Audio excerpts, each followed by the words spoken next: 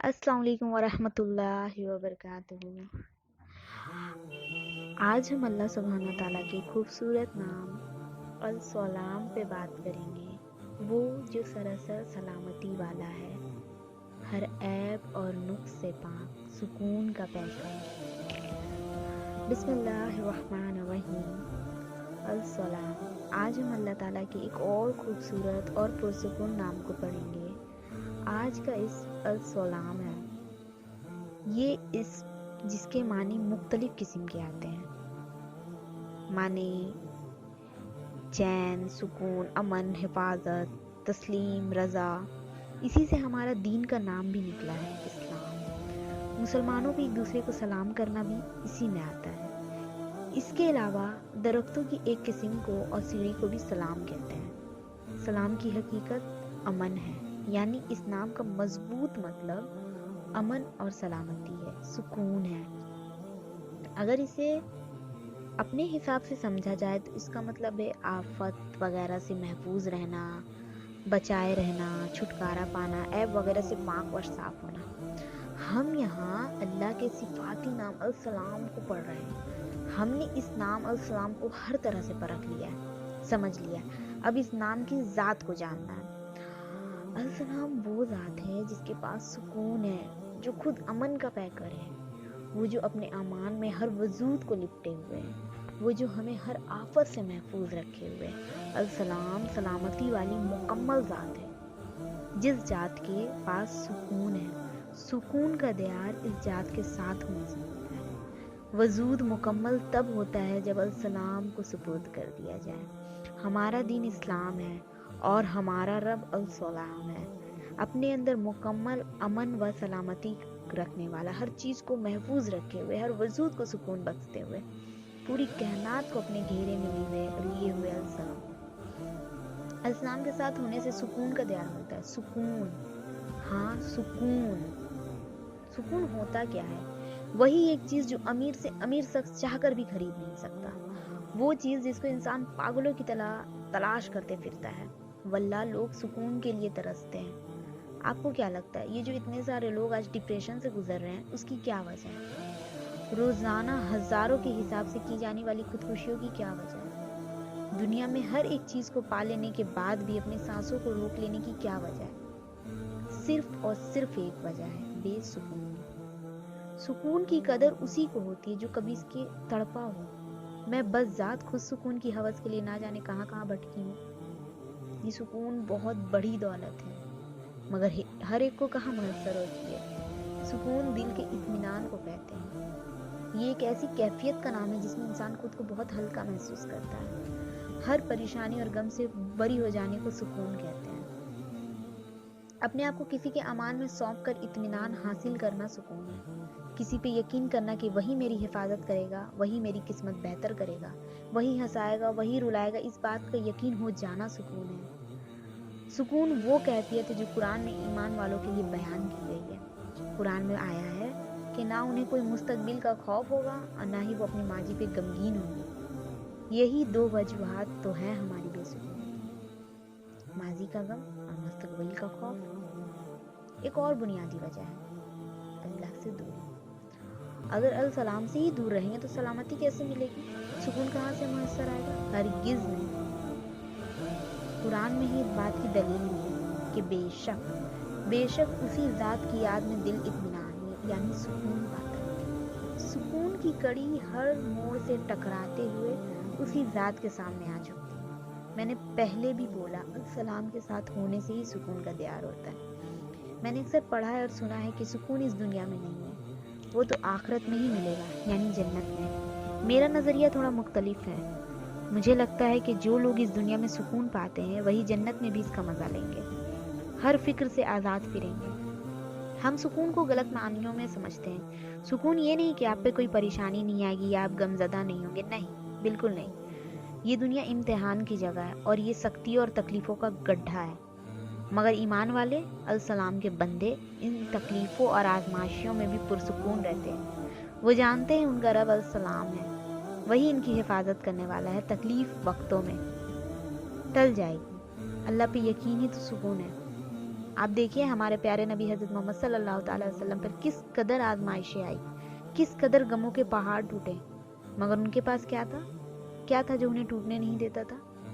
क्या था जो उन्हें साबिते कदम रखे हुए था? सुकून, अल्लाह के साथ होने का यकीन, अपने रब के लिखे पर यकीन। सुकून इसी को कहते हैं और ये इस दुनिया में ही पाया जाता है। इनके लिए जो खुद को अलसलाम की सुपुर्द में दे देते हैं। सुकून ईमान वालों के पास होता है, अल्लाह के कुर्ब में होता है। डिप्रेशन की बड़ी वजह बेसुकूनी है और बेसुकूनी यकीन की कमी की वजह से होती है। डिप्रेशन के शिकार लोगों की परेशानी या तो उनका माजी होता है, या मुस्तकबिल का खौफ, या फिर बेमकसद जिंदगी। हकीकत में अल्लाह ने इस दुनिया में किसी को बेमकसद पैदा ही नहीं किया। हमारा मकसद अल्लाह की इबादत है, अल्लाह की रज़ा और जन्नत हासिल करना, यही हमारा मकसद है। और अपने असल मकसद को जानना बगैर अपने वजूद बेमकसद महसूस होता है। हम सुकून, दिल की खुशी को कहाँ कहाँ तलाश करते हैं? औलाद में, माल में, बीवी में, दौलत में, कारोबार में, दुनिया की हर रंगीनी में, मगर सुकून तो वहाँ होता ही नहीं है। हमारे लबों पे अक्सर ये कलमात होते हैं कि औलाद की तरफ से सुकून नहीं है, घर में सुकून नहीं है, और इसी तरह के उल्टे सीधे हमारे ख्यालात। भाई, सुकून तो दिल की कैफियत का नाम है जो सिर्फ अल्लाह की तरफ से मिलता है। ना ही ये किसी रिश्ते से मिलता है और ना ही दौलत से। हाँ, अगर आपका दिल अल्लाह से जुड़ जाए, उससे सुकून हासिल कर ले, तो हर रिश्ते, हर चीज़, हर नेमत आपके लिए सुकून बन जाती है, आपके रब की तरफ से जो अल-सलाम है। इसके अलावा अक्सर लोग सुकून को गुनाह में भी पा लेने का दावा करते हैं। वो सुकून नहीं होता, वो नफ्स की लज्जत होती है जो बिल्कुल वक्ती होती है, जिसे हम आम तौर पे इंजॉयमेंट कहते हैं। याद रखें, सुकून का दयार अल्लाह के साथ होने से मिलता है। दयार घर को कहते हैं, आरामगाह। सुकून का वो घर जिसका हर शख्स चाहता है कि वो उसे मिले, वो सिर्फ ईमान वालों को मिलता है, वो जिनके साथ अल सलाम हो। हमारा दीन भी अमन और सुकून का दीन है। इस्लाम दरअसल सलामती का पैगाम है। मुसलमान जब एक दूसरे से मिलते हैं तो एक दूसरे को सलामती की दुआ देते हैं, अस्सलाम वालेकुम। यही हमारा दीन है।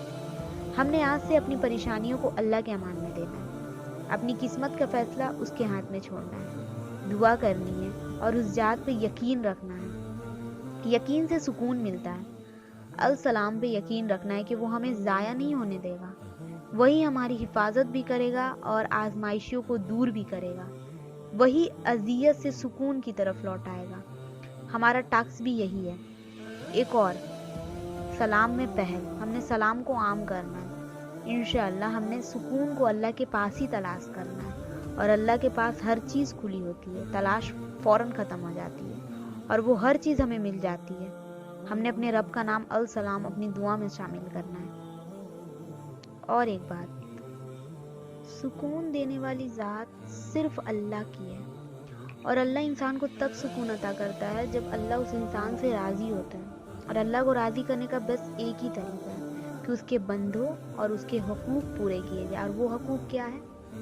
दूसरों के साथ अच्छे अखलाक से पेश आया जाए, नमाज वक्त पे पढ़ी जाए, तस्बीह भी की जाए और घर वालों को बराबर वक्त दिया जाए। जो चीज़ अल्लाह ने करने का हमें हुक्म दिया है वो चीज़ की जाए, और जिनसे अल्लाह ने रोका है उनसे ये सोच के दूर रहा जाए कि उनके पीछे छुपी असलियत सिर्फ अल्लाह जानता है, और इस असलियत में हमारे लिए तबाही ही तबाही है। बस आपको अल्लाह की बातें मानते जाना है, फिर आपकी ज़िंदगी में खुद ब खुद बैलेंस आने लगेगा। बस आपको वो करते जाना है जो अल्लाह को पसंद है, फिर आपको खुद ब खुद सुकून मिलने लगेगा। बस अपना दोस्त अल्लाह को बना ले, हर चीज़ का मशवरा उससे करें, हर मामले पे उससे बात करें। और उससे बात करने का सबसे बेहतरीन तरीका क्या है? अल्लाह से बात करने का सबसे बेहतरीन तरीका कुरान है। तो कुरान पढ़ें और सीखें। अल्लाह किस मामले में हमें क्या करने का हुक्म देता है ये सीखें। अल्लाह ने कितनी आसानियाँ रखी हैं हमारे दीन में, और हमें भी आसानियों का इंतखाब करने का कहा है। आपने किसी भी मामले में इंतहा पसंदी से काम नहीं लेना। आपने पहली सीढ़ी से दूसरी सीढ़ी तक जाना है, आखिरी तक नहीं। आपने फर्माबरदार बच्चों की तरह अपने अल्लाह की बात को सुनना है और फिर उसे बैठ के समझना है और फिर उस पर अमल करना है, क्योंकि सुकून सिर्फ और सिर्फ अल्लाह की बातों में है। आप अल्लाह की बनाई हुई हदूद को तोड़कर जो भी काम करेंगे, आपको उस काम में हमेशा नुकसान और खसारा ही होगा। आप अल्लाह के मुखालिफ जाकर जो भी फैसला करेंगे, वो फैसला आपको ज़िंदगी में कभी भी खुश नहीं रख सकेगा, फिर वो आपकी पसंद का ही क्यों ना हो। اللہ کو چھوڑ کر آپ جو بھی کام کریں گے اس کام سے برکت ختم ہو جائے گی، اور پھر آپ اس میں جتنی بھی پیسے لگا لیں، دولت لگا لیں، مال لگا لیں، آپ کو کبھی بھی نفع نہیں ملے گا، آپ گھاٹے میں جاتے جائیں گے تب تک جب تک آپ کے پاس صرف اللہ کا راستہ نہیں رہ جاتا۔ تو اتنا مشکل طریقہ کیوں چننا ہے؟ ابھی چلتے ہیں نا اللہ کی طرف مل کر، ابھی اللہ کو مناتے ہیں، ابھی اپنے طرف سے اللہ کی طرف لوٹ چلتے ہیں، اس سے پہلے کہ وہ اپنا طریقہ آزمائے۔ تو یہاں تک بات آنی کیوں دینی ہے؟ ہم نے جب ابھی ہم سب کچھ ٹھیک کر سکتے ہیں، ہمیں دنیا کو اللہ کے طریقے سے گزارنا ہے۔ یہی ایک واحد فارمولہ ہے ایک بہترین زندگی گزارنے کا، یہی ایک واحد حل ہے دین اور دنیا دونوں میں کامیابی حاصل کرنے کا۔ دین اور دنیا کے ترازو کے درمیان میں اللہ کو رکھ لے، پھر دونوں ترازو برابر رہیں گے، نہ دنیا کا زیادہ ہوگا اور نہ دین کا کم، دونوں ایک جیسے ہی رہیں گے، نہ دنیا چھوٹے گی اور نہ ہی دین، یہاں کا بھی حق ادا ہو جائے گا اور وہاں کا بھی حق ادا ہو جائے گا۔ تو یہ تھا آج کا ہمارا لیکچر۔ اللہ تعالیٰ ہم کو پڑھنے سننے سے زیادہ اس پہ عمل کرنے کی توفیق عطا فرمائے، آمین یا رب العالمین۔ تیری آزمائشوں سے ہوں بے خبر، یہ میری نظر کا قصور ہے، تیری راہ ہمیں قدم قدم، کہیں عرش ہے کہیں طور ہے، یہ بجا ہے مالک دو جہاں، میری بندگی میں فطور ہے، یہ خطا ہے میری خطا مگر تیرا نام بھی تو غفور ہے، یہ بتا میں تجھ سے ملوں کہاں، مجھے تجھ سے ملنا ضرور ہے، کہیں دل کی شرط نہ ڈالنا، ابھی دل گناہوں سے چور ہے، تو بخش دے ہم سب کے گناہ، تو رحیم ہے تو غفور ہے۔ السلام علیکم ورحمۃ اللہ۔